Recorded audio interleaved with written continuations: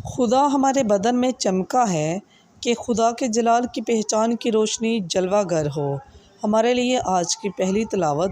مقدس پولس رسول کا دوسرا خط کرنتھیوں کے نام، اس کا 3 باب 15 آیت، پھر 4 باب کی 1 آیت، پھر 3 سے 6 آیت تک۔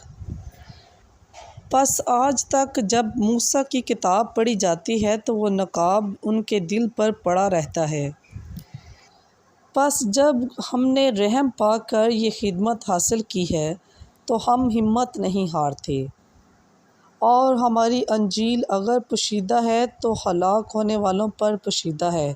یعنی ان بے اعتقادوں پر جن کے اذہان کو اس جہان کے خدا نے اندھا کر دیا ہے، تاکہ خدا کی صورت یعنی المسیح کے جلال کی انجیل کی تجلی ان پر نہ چمکے، کیونکہ ہم اپنی نہیں بلکہ مسیح یسوع خداوند کی منادی کرتے اور اپنے آپ کو یسوع کی خاطر تمہارے غلام ظاہر کرتے ہیں، کیونکہ خدا جس نے فرمایا کہ تاریکی میں سے نور چمکے، وہی ہمارے باطن میں چمکا ہے، تاکہ خدا کے جلال کی پہچان کی روشنی